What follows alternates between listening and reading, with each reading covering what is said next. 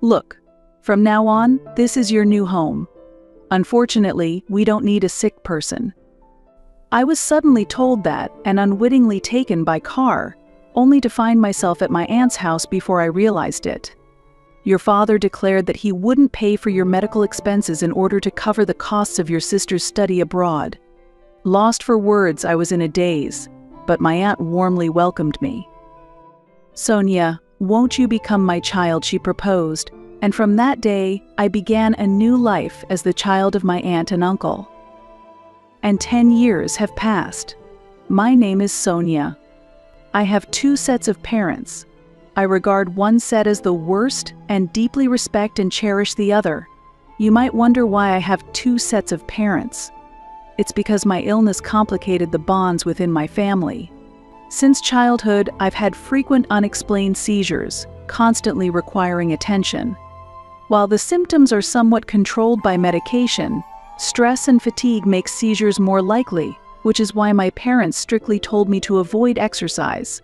I was always a mere spectator during gym class and couldn't play with my friends freely.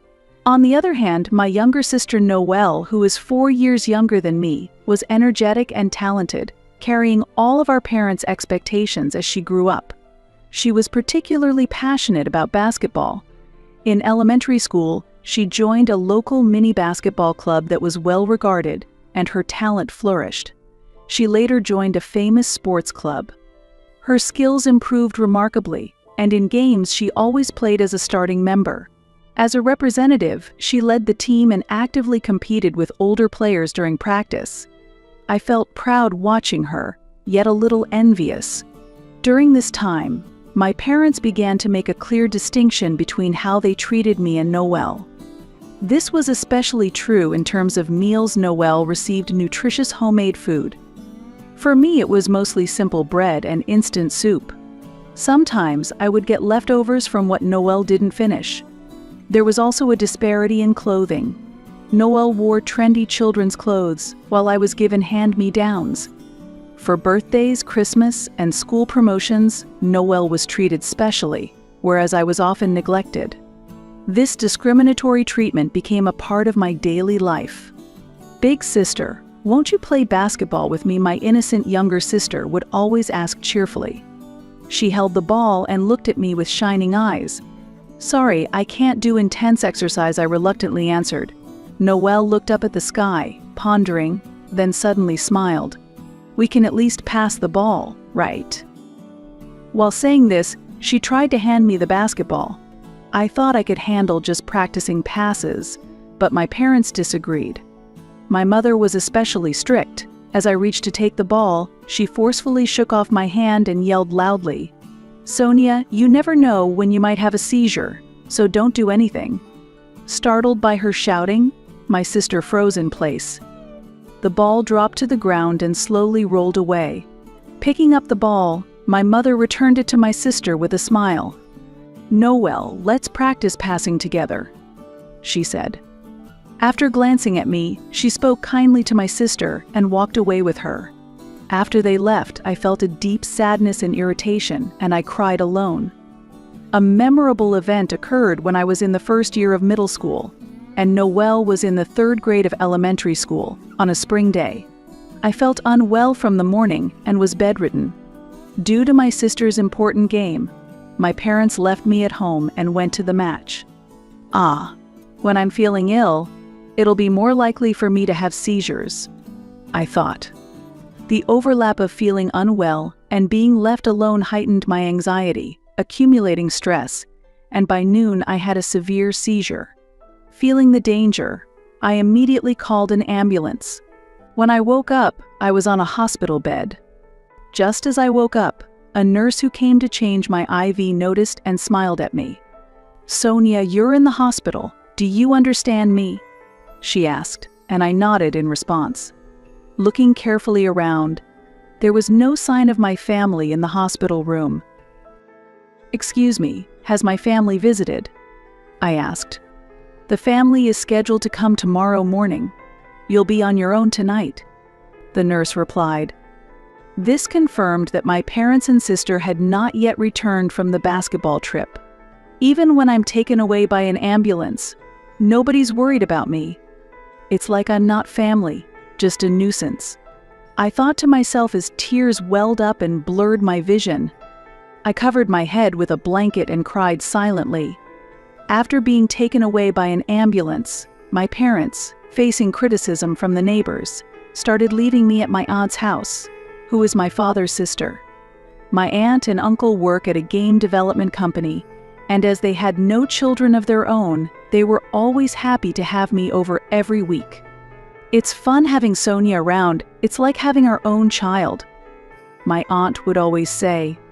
They loved games and would teach me about their favorite ones, which made me look forward to visiting. One notable game was one they developed together, set in a fictional world. It was incredibly engaging, and I would play it for hours. They always served me the same meals they ate themselves. My aunt's cooking was exceptional, and I often asked for seconds. I've always wanted to pick out children's clothes, my aunt said as she joyfully chose clothes for me. Visits to my aunt's house became my emotional support, making me feel cherished and providing a place of solace.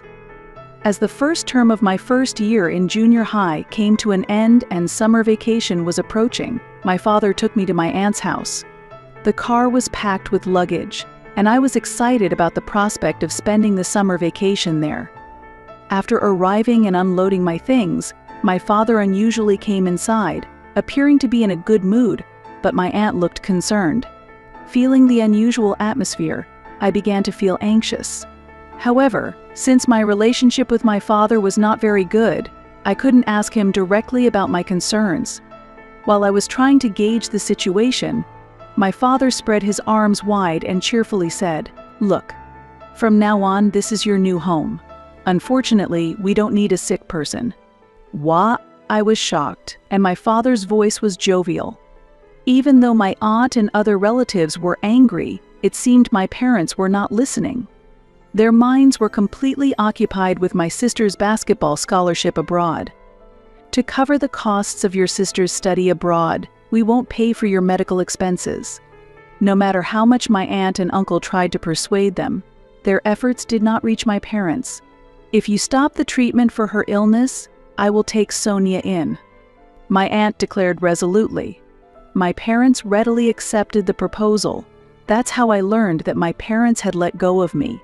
Speechless and shocked, my aunt gently spoke to me. "Your father said you wanted to leave home too." That's why I agreed. But seeing your reaction now, it seems you weren't told anything.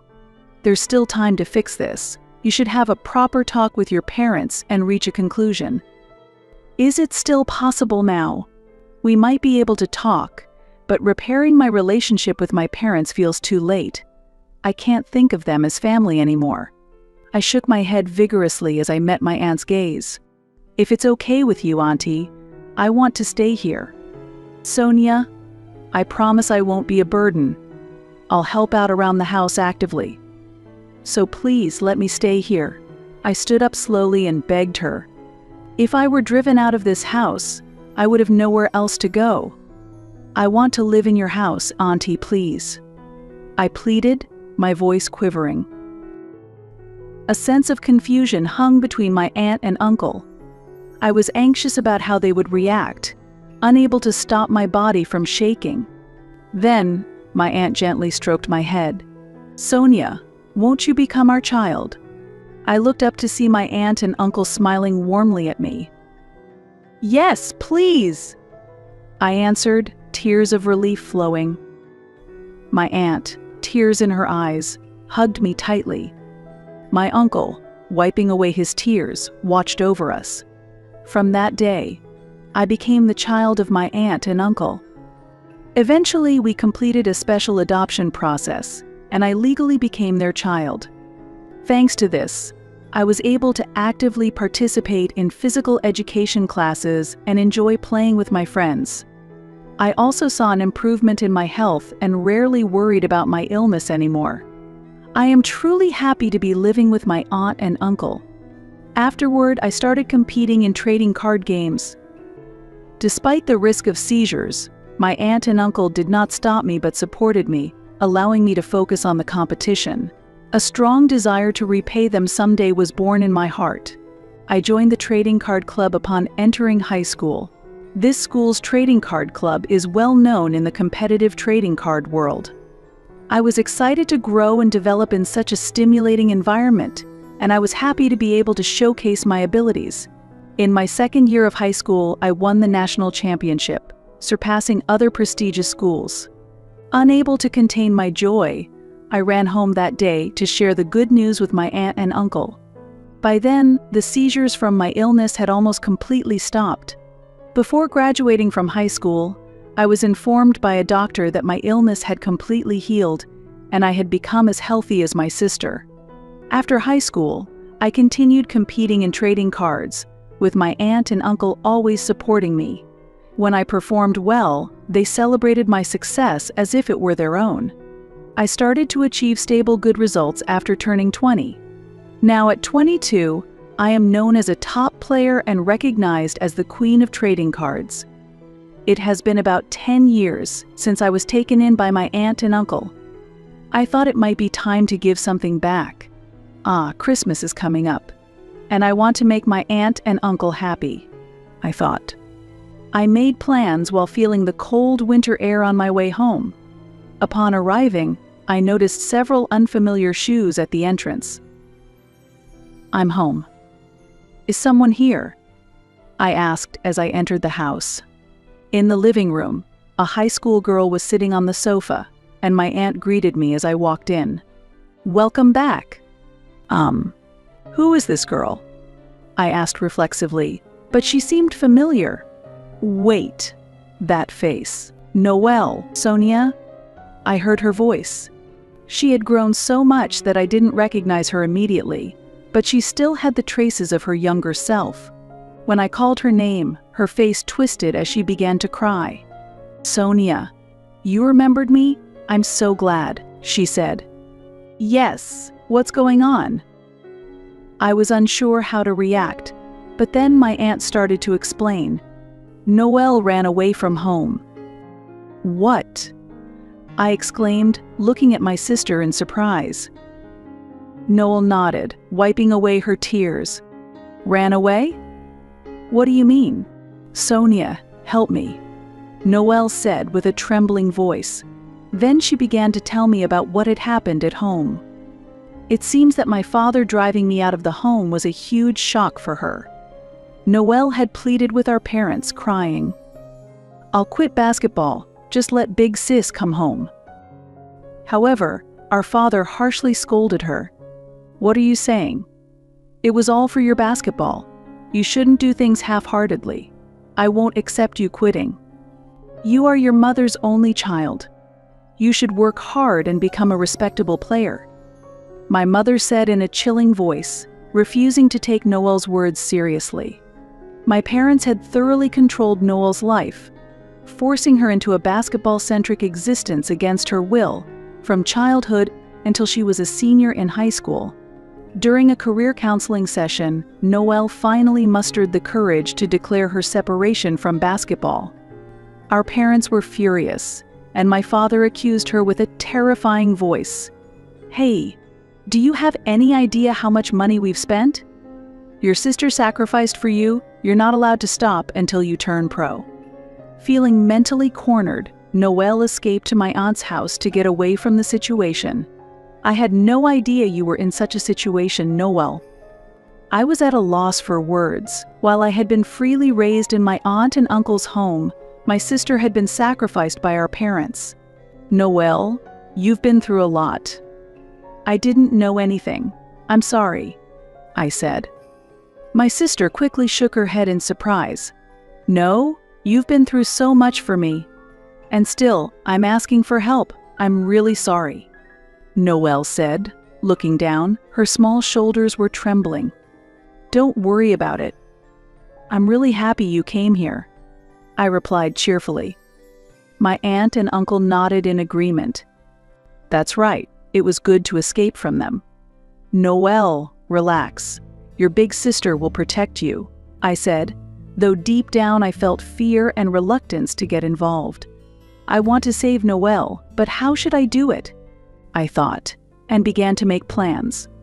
The day to execute the plan was Christmas, a cold day under a winter sky that threatened snow. Returning to my parents' home for the first time in 10 years, I gathered my courage and pressed the doorbell. The door was opened forcefully, and my parents greeted me with, "Welcome back. Oh, we've been waiting for you," said my father. My parents greeted me with unnaturally bright smiles. They must have known about my return through my aunt. They should also understand that it was about my sister. "Welcome back? Waiting? What are you talking about after you threw me out?" I questioned their attitude, feeling puzzled. My mother, with a cloying voice, took my hand as she spoke. "Come on, it's cold. Let's go inside." "No, it's fine here. I'm busy and can't stay long," I replied shortly, and their faces clouded over for a moment before they quickly put on forced smiles again. Then, they began to speak loudly in an unnatural way. "The queen of the trading card world, huh? Your dad is proud of you. Me too, you've won lots of prize money. I've been bragging about it in the neighborhood, so come back soon," my mother said. Feeling irritated by their behavior, I calmly responded, "Huh? Why?" "Because a family should be together, right?" My father responded. I was appalled by his words and glared at them in disbelief. "How dare you say that after abandoning me?" I screamed internally. However, my parents seemed oblivious to my attitude and continued to sweet-talk me. "Your mother cleaned up your room when she heard you were coming back. We hope you can relax here," they cooed.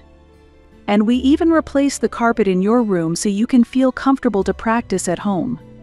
From now on, feel free to ask us for anything," they continued. They kept piling on words, trying to win my favor. At that moment, it became clear to me. These people, they're not really talking about me. They're just boasting to the neighbors.